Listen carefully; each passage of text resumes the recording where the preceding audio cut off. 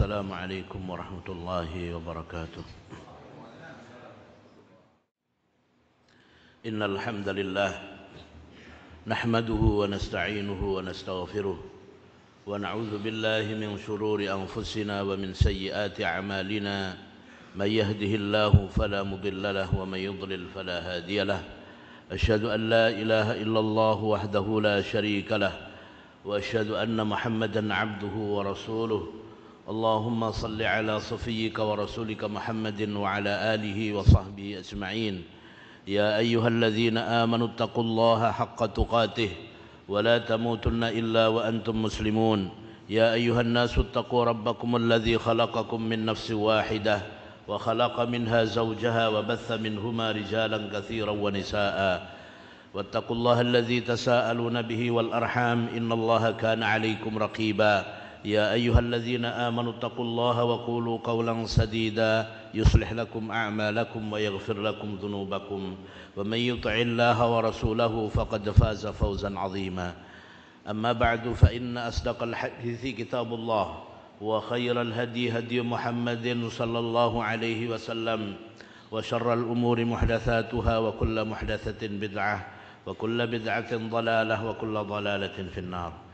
Jamaah Jumat rahimani wa rahimakumullah, marilah kita selalu berusaha untuk menyempurnakan kehambaan kita di hadapan Allah Subhanahu wa taala. Seorang hamba senantiasa tunduk patuh kepada tuannya, dan kita adalah hamba Allah, maka kita hendaknya selalu berusaha menyempurnakan kehambaan itu dengan mematuhi Allah, dengan menjalankan semua perintah Allah dan menjauhi semua yang Allah larang kepada kita. Mudah-mudahan dengan demikian Allah Subhanahu wa taala akan menggolongkan kita termasuk hamba-hambanya yang muttaqin, yang bertakwa kepada Allah, yang takut akan siksaan Allah Subhanahu wa taala, sehingga Allah menyelamatkan kita dalam hidup kita di dunia ini sampai nanti dimasukkan ke dalam surganya. Amin ya rabbal alamin. Jamaah Jumat rahimani wa rahimakumullah. Romantika kehidupan manusia silih berganti antara dia mendapatkan kenikmatan dan mendapatkan musibah, antara kesempitan dan kelapangan, antara dia mendapatkan perasaan di mana dia bergembira, sukacita, dan juga sebaliknya pada saat-saat tertentu merasakan kesedihan, duka, dan lara. Oleh karena itu kita sebagai seorang muslim hendaknya berusaha memahami prinsip-prinsip ketika Allah Subhanahu wa taala menguji kita dengan musibah, menguji kita dengan persoalan hidup. Karena tidak ada di antara kita yang selalu mulus urusan hidupnya. Selalu saja Allah Subhanahu wa taala dalam beberapa kesempatan akan memberikan kepada kita hal-hal yang tidak kita sukai, hal-hal yang membuat kita sedih, membuat kita berduka. Oleh karena itu jamaah sekalian, di dalam menghadapi musibah atau masalah hidup, hendaknya kita memahami beberapa prinsip. Yang pertama, seberat apapun musibah di dunia ini yang prinsip pertama, seberapa berat hidup di dunia ini dari masalah yang kita hadapi, masalah-masalah dunia, sesungguhnya semuanya itu adalah masalah yang ringan kalau dibandingkan dengan masalah yang akan kita hadapi dalam urusan akhirat. Oleh karena itu jamaah sekalian, selama musibah, selama persoalan yang kita hadapi itu adalah persoalan dunia, maka dia adalah urusan yang ringan. Masalah yang berat adalah apabila musibah itu terjadi pada agama kita, yaitu seseorang murtad, seseorang melakukan kemungkaran, melakukan dosa besar. Inilah musibah yang sesungguhnya. Adapun musibah dunia, maka di dalam sebuah riwayat Nabi mengatakan dunia ini bagaikan setetes air dibandingkan dengan lautan. Dunia ini tidak lebih bernilai di hadapan Allah Subhanahu wa taala. Dalam suatu riwayat disebutkan tidak lebih bernilai daripada sayap seekor nyamuk. Dan dunia ini, kata Nabi SAW, tidak lebih bernilai dari bangkai seekor anak kambing yang cacat. Artinya sesungguhnya urusan dunia, kalau dibandingkan dengan urusan agama, adalah urusan yang sangat ringan. Selama tidak berurusan dengan urusan agama, misalnya seseorang itu murtad atau melakukan dosa besar, maka seberat apapun urusan dunia yang sedang kita hadapi, musibah yang kita hadapi, itu adalah yang sesuatu yang ringan di hadapan Allah Subhanahu wa ta'ala. Wa mal hayatud dunya illa mata'ul ghurur. Dan tidaklah kehidupan dunia ini kecuali mata'ul ghurur, kenikmatan yang menipu, tidak abadi, kenikmatannya singkat, dan semua akan terjadi dengan begitu sangat cepat. Itulah dunia. Yang kedua, jamaah sekalian, tidaklah Allah menimpakan sebuah musibah kecuali sebatas kemampuan hamba itu.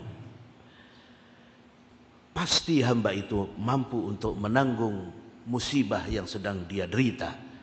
Oleh karena itu Allah Subhanahu wa ta'ala menegaskan, la yukallifullahu nafsan illa wus'aha. Tidaklah Allah itu membebani seseorang kecuali sebatas kemampuannya. Sehingga jamaah sekalian, kita harus merasa mendapatkan kehormatan apabila Allah Subhanahu wa ta'ala memberikan ujian kepada kita. Sebab Rasulullah sallallahu alaihi wasallam pernah ditanya oleh seorang sahabat, di mana Sa'ad bin Abi Waqqas bertanya kepada Rasulullah sallallahu alaihi wasallam, ayyun nasi asyaddu bala'an ya Nabi. Yahai Rasulullah sallallahu alaihi wasallam, siapa manusia yang paling berat ujiannya? Maka jawaban beliau, al-anbiya thumma al-amthal fal-amthal, yaitu para nabi, kemudian orang yang mirip dengan nabi di dalam keimanannya, dalam agamanya, kemudian orang yang mirip dengan Nabi sallallahu alaihi wasallam itu. Hadis riwayat At-Tirmidzi, dan hadis ini sahih. Disahihkan oleh Imam Al-Albani. Jamaah sekalian rahimani wa rahimakumullah, sehingga kata Rasulullah sallallahu alaihi wasallam dalam lanjutan hadis itu, fayubtalar rajul ala hasabi dini. Seseorang itu akan diuji oleh Allah sesuai dengan agamanya. Fa in kana dinuhu salban, apabila dia memiliki agama yang kuat, maka istadda bala'uh, ujiannya semakin berat. Wa in kana fi dinihi riqah, apabila dia termasuk orang yang ringan dalam urusan agamanya, artinya tidak kuat, maka kata Nabi sallallahu alaihi wasallam, ubtuliya ala hasabi dini, orang itu akan diuji sesuai dengan agamanya. Sehingga jamaah sekalian, semakin banyak ujian yang menimpa kita, sesungguhnya kita harus berusaha untuk senantiasa bersyukur kepada Allah Subhanahu wa ta'ala, karena itu menunjukkan Allah Subhanahu wa ta'ala menganggap kita mampu untuk menanggung musibah itu, dan mudah-mudahan itu pertanda bahwa kita termasuk orang yang memiliki agama yang salm, agama yang kuat. Yang ketiga, jamaah sekalian rahimani wa rahimakumullah, seberat apapun musibah atau masalah yang kita hadapi di dunia ini, pasti ada akhirnya. Pasti ada saat di mana musibah itu akan berakhir. Pasti akan ada masa di mana kita akan bebas dari ujian dan musibah itu. Karena Allah Subhanahu wa ta'ala berfirman, inna ma'al usri yusra. Inna ma'al usri yusra. Allah Subhanahu wa ta'ala di dalam ayat ini mengulang al-usr di sini dengan ma'rifah, yang artinya hanya terjadi sekali. Kesulitan itu sekali. Yusr di dalam ayat ini diulang 2 kali dalam bentuk nakirah. Ini menunjukkan bahwa kemudahan itu 2 kali. Sehingga para ulama menegaskan tidak mungkin 2 kemudahan itu dikalahkan oleh 2 kesulitan. Sehingga seseorang yang mengalami kesulitan, mengalami masalah, pada saatnya dia akan segera mendapatkan apa yang dia inginkan, dari bebas dari masalah, atau kemudian masalahnya dia mendapatkan jalan keluar. Oleh karena itu hendaknya kita selalu berusaha meminta kepada Allah Subhanahu wa taala untuk kemudian semua masalah yang ada itu diberikan jalan keluar oleh Allah Subhanahu wa taala. Wa may yattaqillaha yaj'al lahu makhraja wa yarzuqhu min haitsu la yahtasib. Salah satu usaha kita untuk kemudian Allah segera memberikan jalan keluar masalah yang kita hadapi, musibah yang menimpa, yaitu dengan senantiasa menjadi orang yang bertakwa, mentaati Allah dan dengan menjalankan perintahnya dan menjauhi larangannya. Kata Allah, yaj'al lahu makhraja. Barang siapa yang taat kepada Allah, bertakwa kepada Allah, Allah akan memberikan jalan keluar dari masalah yang dia hadapi. Prinsip yang keempat, jamaah sekalian, hendaknya kegelisahan kita dari masalah-masalah yang kita hadapi itu, jangan kegelisahan yang sifatnya duniawi semata. Jangan sampai kita dikalahkan oleh urusan dunia. Karena sesungguhnya dunia ini bukan kehidupan sejati. Allah menegaskan, ya laitani qaddamtu li hayati. Di dalam surat Al-Fajr ayat 24 Allah menegaskan, ya laitani, aduhai alangkah baiknya, qaddamtu li hayati, saya menyiapkan amal saleh untuk hidupku ini, yaitu hidup di akhirat.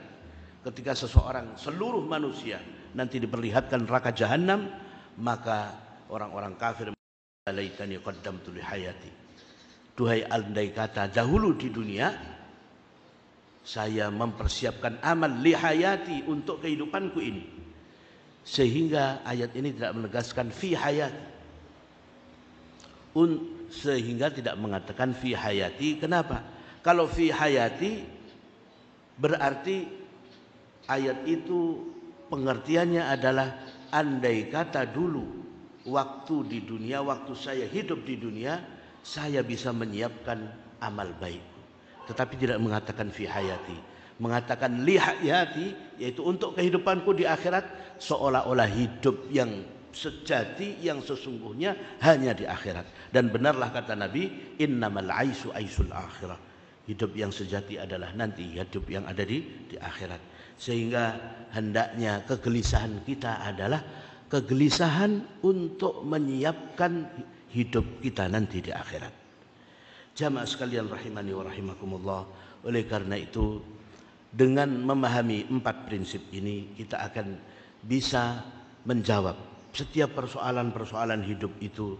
Ternyata kuncinya adalah kita kembali kepada Allah Subhanahu wa taala.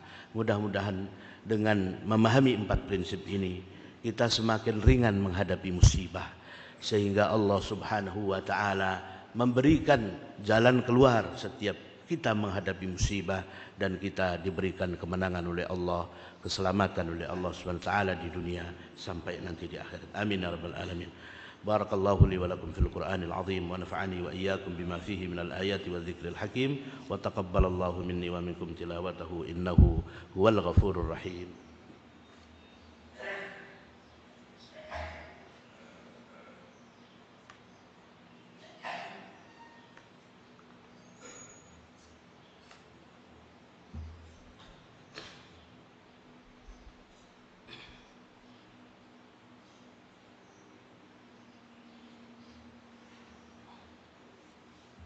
Alhamdulillahi rabbil alamin, wa bihi nasta'inu ala umuri dunya waddin.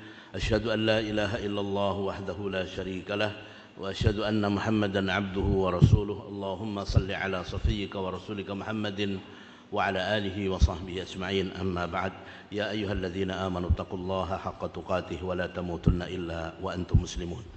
Jamaah sekalian, 4 prinsip yang kita bahas pada khutbah pertama tadi perlu kemudian secara praktis untuk kemudian kita berusaha bagaimana mempraktekkannya dalam kehidupan kita sehari-hari. Kita semuanya tidak tahu, karena hidup ini adalah rahasia Allah Subhanahu wa taala. Semua yang terjadi adalah dengan kehendak dan takdir Allah. Maka bagaimana kita menerapkan 4 prinsip itu?